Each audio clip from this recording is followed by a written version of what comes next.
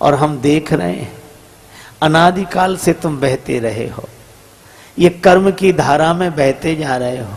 विधि निषेधमय कलिमल हरणी कर्म कथा रवि नंदनी वर्णी, ये कर्म कथा ही जमुना जी हैं। ये कर्म तो इसका ये फल, ये कर्म तो इसका ये फल, और फल निश्चित मिलता है। देखो एक आदमी अपने रास्ते से जा रहा था, रास्ते के किनारे उसे आम का बगीचा मिला, बड़ा सुंदर बगीचा। अब उस आदमी ने आम के वृक्ष में लगे हुए फल देखे। अब आप विचार करो, फल देखा किसने? आंख ने। आंख ना होती तो कैसे देखता? लेकिन उस फल वृक्ष के पास क्या आंख चलकर जा सकती है? तो चलकर गए कौन? पांव। तो जिसने देखा वो गया नहीं, आंख ने देखा, गए पांव। जब पांव चाहे तो फल तोड़ सकते हैं। देखा आंख ने, गए पांव, फल तोड़ा हाथ ने। इसका मतलब जिसने देखा वो गया नहीं, जो गया उसने तोड़ा नहीं। देखा आंख ने, गए पांव, फल तोड़ा हाथ ने। अच्छा, हाथ को स्वाद मिल जाएगा कि फल खट्टा है कि मीठा?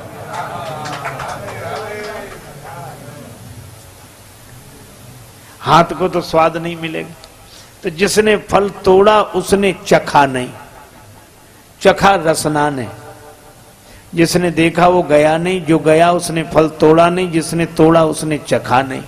देखा आंख ने, गए पांव, फल तोड़ा हाथ ने, चखा रसना ने। और एक अद्भुत बात, जिसने चखा उसने रखा नहीं।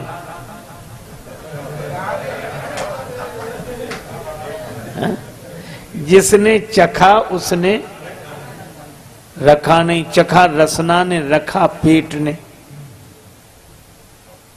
इतने में बगीचे का माली आया और चोरी से फल तोड़कर खाते हुए देखा। दबे पांव डंडा लेकर पीछे से आया और उसने पीठ में 2-4 डंडे जमा दिए। अब बताओ, इस पीठ का न लेना न देना। पीठ न लेने में न देने में। फल देखा आंख ने, गए पांव, तोड़ा हाथ ने, चखा रसना ने, रखा पेट ने और पिटे पीठ। यह बात तो समझ में नहीं आती भाई। पिटे पीठ। एक महात्मा से किसी ने यह कहानी सुनाई। महात्मा बोले, इस कहानी में ही तुम्हारा उत्तर है। कैसे? बोले, थोड़ा सा आगे बढ़ो। पीठ में डंडे की चोट लगी तो दर्द हुआ? हाँ हुआ। तो रोया कौन?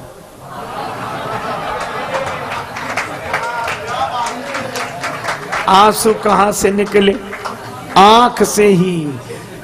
तो चाहे जितने चक्कर के बाद मिले, फल उसी को मिलेगा जिसका गुनाह है।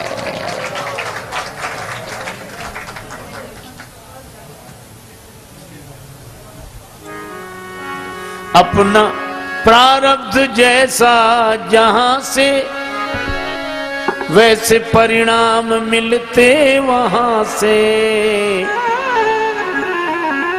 मीठे फल अब लगेंगे कहां से?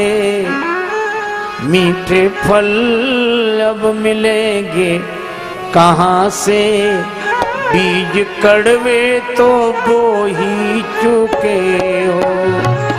लाही जागो हुआ अब सवेरा, पूरी रजनी तो सो ही चुके हो।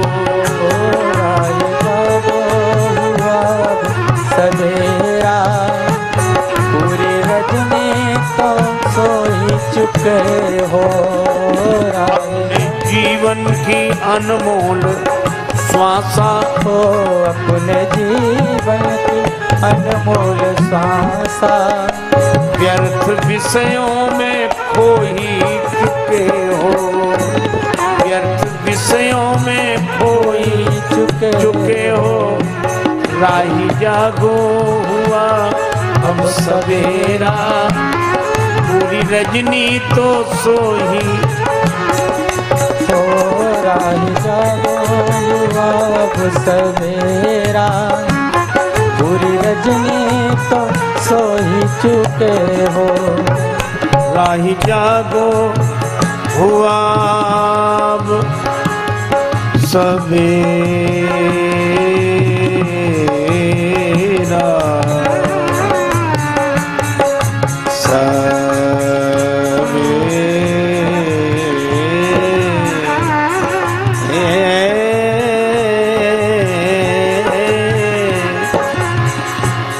राही जागो हुआ अब सवेरा, पूरी रजनी तो सो ही चुके हो। राही जागो हुआ अब सवेरा, पूरी रजनी तो सो ही चुके हो। राही जागो मांगता ही रहा भोग भिक्षा, पूरी हुई ना कभी मन की इच्छा, पूरी हुई ना कभी मन की इच्छा। भूल कर संत सद्गुरु की शिक्षा, भूल कर संत सद्गुरु की इच्छा, सैकड़ों बार रो ही चुके हो। सैकड़ों बार रो ही चुके हो। राही जागो हुआ अब सवेरा, पूरी रजनी तो सो ही चुके हो। राही जागो हुआ अब सवेरा, पूरी रजनी तो सो ही चुके हो।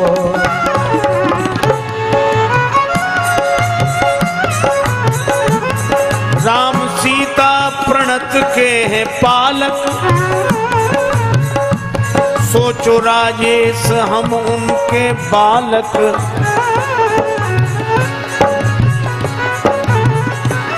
बन के बेकार, बन के बेकार, बन के बेकार, बन के बेकार दुनिया में मालिक, बन के बेकार दुनिया में मालिक। व्यर्थ का बोझ ढो ही चुके हो। बन के बेकार काहे के मालिक, व्यर्थ का बोझ ढो ही चुके हो। राही हुआ अब सवेरा, पूरी रजनी तो सो ही चुके हो। राही जागो, कर्म का अंत नहीं। जागो। देखो कितना अद्भुत है। कामना, कामना से कर्म, कर्म से फल। न कभी कामना रुकती है, न कभी कर्म रुकता है, न कभी फल रुकता है। यह एक क्रम चला रहा है। यही जमुना जी बहती चली जा रही हैं निरंतर।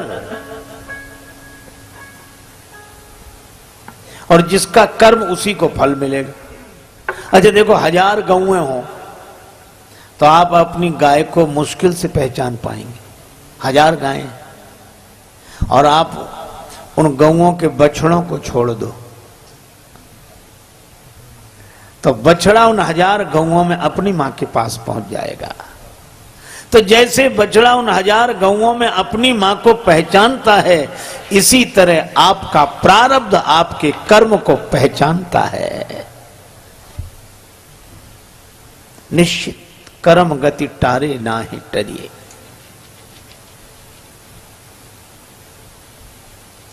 अच्छा भैया, एक जगह अखबार में खबर छपी, राम स्वरूप ने चोरी की, फलस्वरूप पकड़े गए। सो दूसरा आदमी बड़ा बोले, क्या जमाना आया, कोई चोरी करे किसी को पकड़ते हैं। चोरी राम स्वरूप ने की तो फलस्वरूप को क्यों पकड़ा?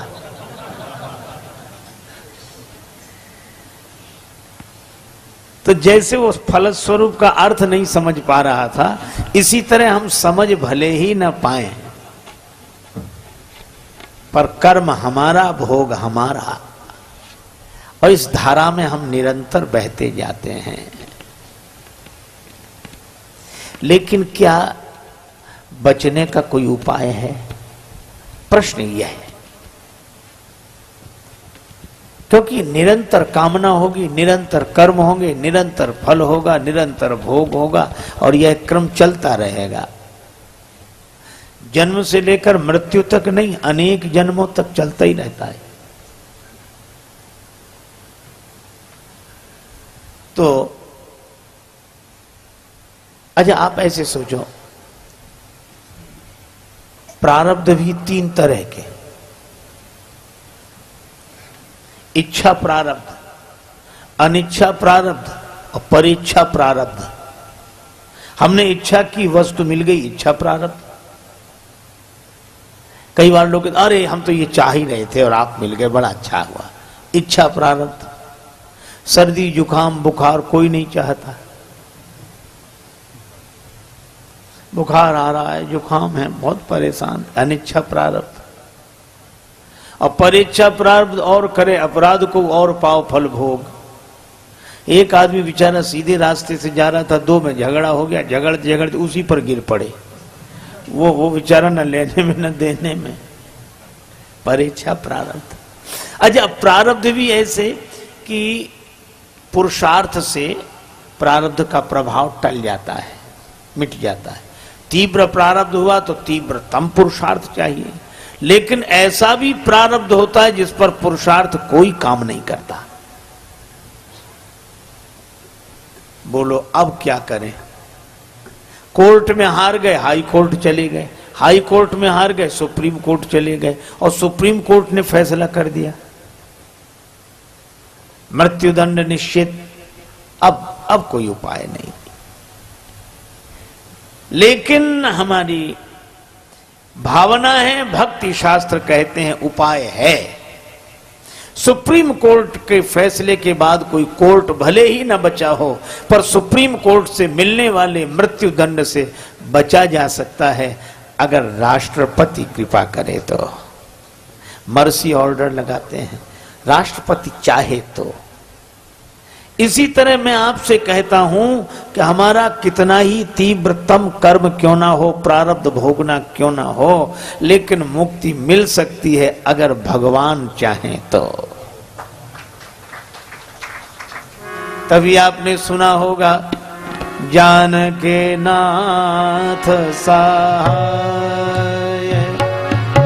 करे तब कौन बिगाड़, करे नर तेरो जानके नाथ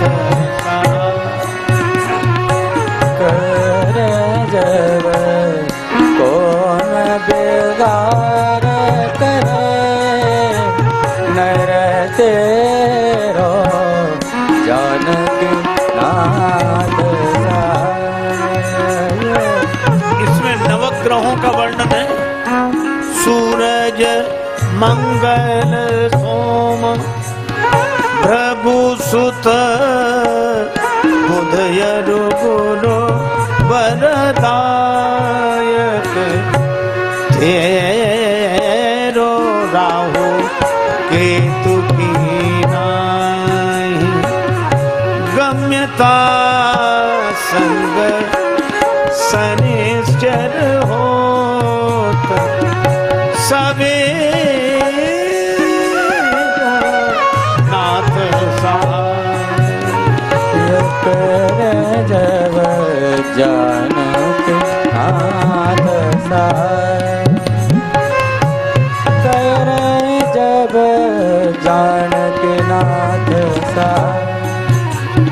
कौन बिगाड़ करे नर तेरो जानकी नाथ सहाय।